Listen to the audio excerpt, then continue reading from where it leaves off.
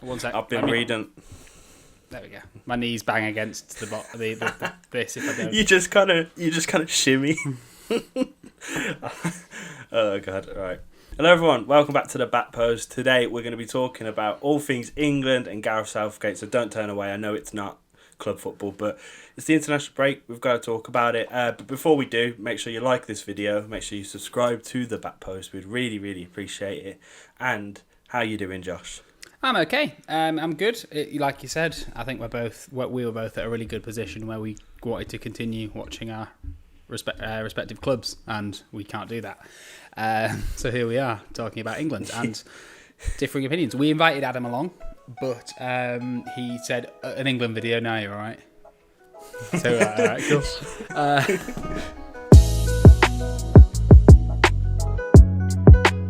Right, yeah. So basically, the general theme of this video is should Southgate stay or go? Whether that's now, whether that's before Euro 2021, as it will now be. Is Southgate the man to take us forward? Is Southgate a good manager? Is Southgate a fraud? That's where we're going with this. And me and Jay have differing opinions, I think. So, Jay, what do you think? What do you think of Gareth Southgate? Well, I think what we've just said and the title of this thumbnail and the title and the thumbnail of this video is the exact problem that we have. So we're feeding the problem, but ultimately, I think it's just as England fans, we're all very quick to turn on people, turn on the players, turn on the management. And for me, 2018, although 2 years ago, it was the last tournament. Since then, we've played in shit friendlies, the Nations League. No one wants to play in the Nations League anyway because of the fixture list and like the COVID and all this kind of stuff. So since that tournament, there's nothing really substantial to go off. But for some reason, it feels like a lot of England fans have just turned on Southgate a little bit and just completely, and I'm sure these people 2 years ago were singing and dancing in the streets, singing his name. But yeah, I think, you know what I mean? And the same people now just believe that he can't do anything with this squad anymore. And I know that World Cup was an easier run than most, and we had a good opportunity, but we had a good time. We played well, and one thing importantly, we got the vibe together, right? But because before then, obviously it was the last Euros, it was really shit. We went out to Iceland, and for a lot of the time growing up, for me, England was always a chore until 2018. It was always like, oh, for God's sake, we've got to watch England now. And the media were always hammering them until that tournament. And I thought, great, we're on a new path now. We've got to back the boys. We've got to go forward. And now it's like we've done a U-turn. We're back to being the horrible, evil people that just turn on England again. And I just think that's annoying and isn't the way to go. It's not going to help the problem. I'll tell you what my favourite thing about Southgate was, Jay. It was the fact that he came in. Roy Hodgson was picking Wilshere. He was picking Hart, who arguably shouldn't have been picked at the time, although probably was the best shout at that point, actually. He was picking players, that Rooney was still like almost a linchpin, and Southgate came in and he made a promise, and that made me fully on board with Southgate. He said, none of this bullshit anymore about picking players because they're my favourites. Players will be picked on merit. Players will be picked based on how they are performing. And then he's played Jordan Pickford consistently for like 3 years. So, yeah, no. See, the Pickford thing is a difficult one, isn't it? The comments made recently were a bit bizarre. How because he was really against not picking him, and that must make people his like exact Henderson quote and was, Pope. "No one is pushing him for the spot." Yeah.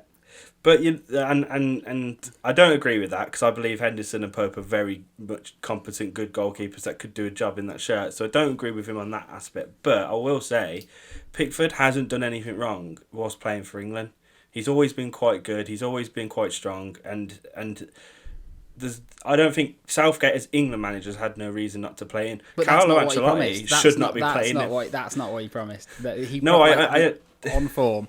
Can I ask you a question, Jet? And this is a slight tangent, but just on paper, do you think England should be beating and are a better team than Panama? Yes. Do you think England should be beating and are a better team than, was it Tunisia? Yes. I can't actually remember the third one. Can you remember? That's Belgium, wasn't it? Belgium. Do you think that we should be beating Belgium? No. No. Well, yeah, okay, cool. Do you think we should be beating Colombia? Yes. Do you think we should be beating Sweden? Yes. Do you think we should be beating Croatia? Difficult one. They had great players. I got suckered into the World Cup. I'm not going to pretend I didn't. I had a great time. I was absolutely devastated with it, and I believed. Like, it was fantastic. But at the end of the day, we got given the easiest run. You can only beat what's in front of you, fair enough. But imagine if we had been knocked out against Sweden, Jay. Imagine we had got knocked out against Colombia. We'd be saying the same thing. And that's credit that he didn't, obviously. But at the same time, it's expected that we do. The fact is, the two actual difficult opponents we came up against, and let's not forget how close we came against Colombia. Like that Pickford, admittedly, that Pickford save from that screamer from like 40 yards out was incredible. Yeah. Followed by a penalty shootout win. So it's very close. We had two opportunities in the 2018 World Cup to beat Belgium, and we fluffed both of them. Yeah. Like, what Januzaj scored against us in the group. We've gone on to beat them since, though, in this Nations League not too long ago, actually. I think it was in October, wasn't it? Yeah, and no, I understand your point. We lost or drew to someone else. Listen, we lost to I Denmark. understand your point. I understand your point. I really do. But ultimately, at the end of the day, Croatia had never got that far in the tournament themselves. They had some class players. You can't tell me that Modric isn't a class player. They had all sorts of Handanovic, the Perisic as well. All these players were there doing bits. And then if we beat them, which we probably could have, but we didn't, we get to the final against France. France slap us all over the place just like they did to Croatia. That's what I'm saying. That you've just proved my point, Jay. There is no way, as hopeful as we were, there was no way we'd have gone into that French game with any confidence.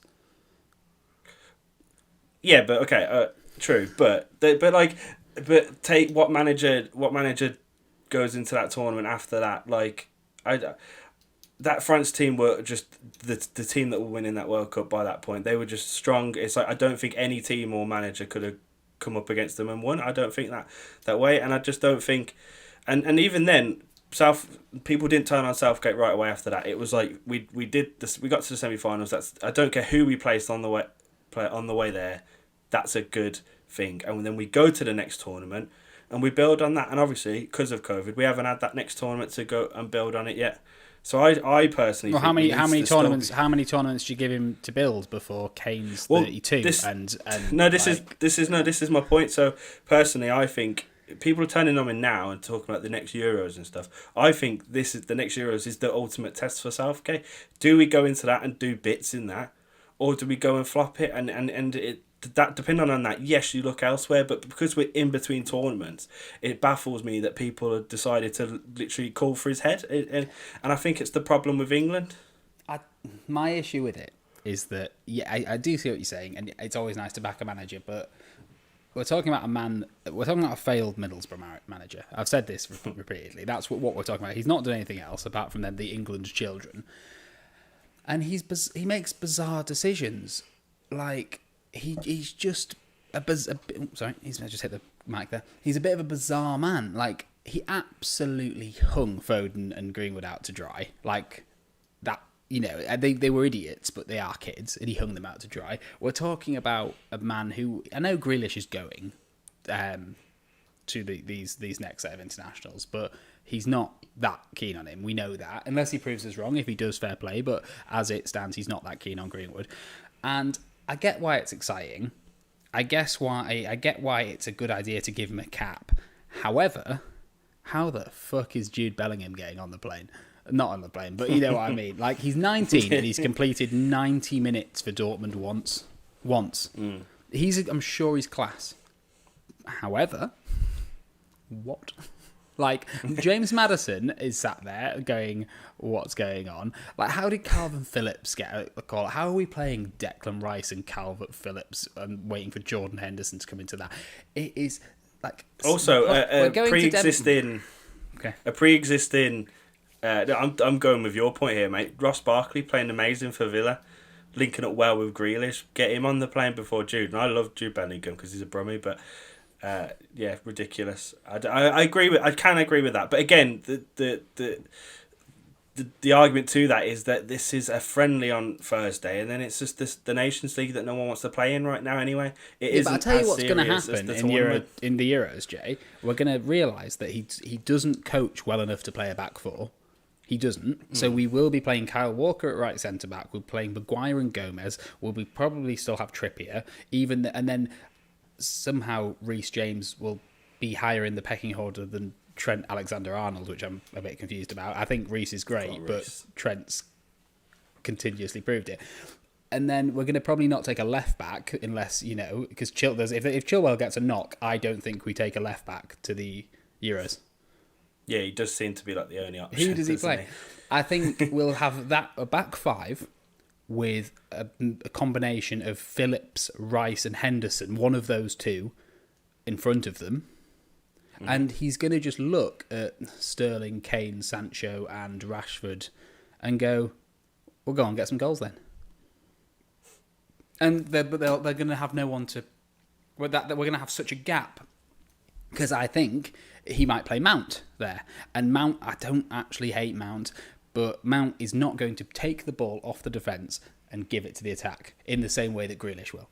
And we're going to watch as we, and let's not forget as well, if we're going back to the World Cup 2018, I think it was a 92nd minute winner against Tunisia, right? This wasn't exceptional football ever. We've never played exceptional. We had one game where we beat Spain, and I think Harry Winks had a masterclass. And he's not that player anymore. And I don't see any form. I want to see a manager in the likes of a Mourinho or in the likes of a Wenger that will come and just say, come on, lads, let's be sensible, yet deadly. It's just not going to happen. It's just not going to happen. No. Listen, mate, I completely agree with the points you're making. And the thing is, for me, I do think Grealish would do a good job in England. I don't think he's the answer to all of our problems, but I do think he'd be great. But personally, I think my overall point is, I think we should just decide to go with him, back him, see what happens at the Euros, be that the penultimate test for Southgate. If he fails it, then we look elsewhere. But I think in this weird in-between stage isn't the time to be sacking a manager, trying to get someone new in. No, you don't sack him and try and get someone new in. The FA should be actively looking for someone to replace him now, and maybe they are, but that's what should be happening. Sorry, my Alexa just popped up with Jude Bellingham as well, just to taunt me. Two things. The one thing I will say is I think Southgate gets an incredibly free pass, because I think, even though and I know, if you think of Gareth Southgate, you think of about a 35-year-old Eddie Howe type figure. Just in your head, just because in your mind, he looks quite young. He's got his waistcoat. He's down with all the players. They all seem to like him. The man's 50 years old and has done nothing with his managerial career. That's what, and I think people forget that he's not this young, idea-filled guy. He's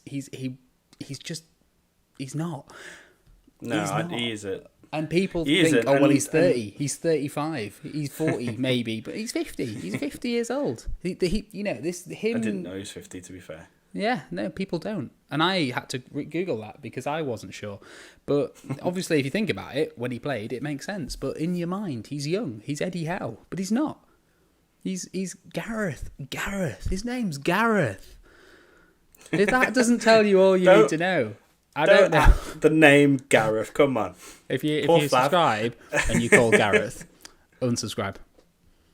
Just hit that. He's called Gary. He's fine.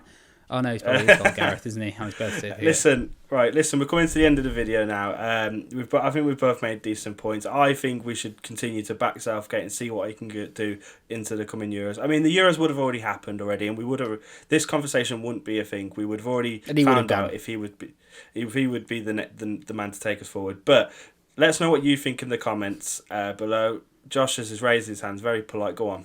Just one more point before we go. The one thing I am incredibly proud of as an England fan is the fact that we're one of the only countries left that when we put our 11 out, in a friendly, or not the tournaments, but we decide on a game-to-game basis who the numbers 1 to 11 are. It's so beautiful. Like, if you look at Belgium, if Alderweireld sat on the bench, he's the number 2. Eden Hazard's the number 10, even when they're sat on the bench. Like, if you look at any international team, they have their numbers. Not in England. Well, like, you think you're bigger than the England shirt. Sit down. When Wayne Rooney was sat on the bench, he had to watch as, like, random geezers were in the number 10 and he was like the number 12, and he was sat there going, what? And Harry Kane's come off the bench as the number 18, and it's beautiful. Like, I just love it so much. I do rate that. So that's one reason why to back us going forward, because we play the right. That's not Southgate's decision. Roy Hodgson did that. That's why I said us. That's why I said us, not Southgate. Right, listen. Let us know what you think in the comments. Do you think Southgate should go, or do you think he should stay? I think a lot of people think he should go. Also, like this video if you've enjoyed it. Please subscribe as well. Give us your lineup, and also, very importantly, which squad number they should each wear, because I'm sick of seeing like Calvin Phillips wearing the number 7. So, what's your ideal England squad, and what squad number 1 to 11 do they get? Tell us that. Give me that information, and I will judge you or rate it. John, we'll be rating that in the comments if you get it below. So make sure you do it. And like always, tell your dad about Gareth Southgate. Tell your dad that he's probably younger than Gareth Southgate. He is Gareth Southgate.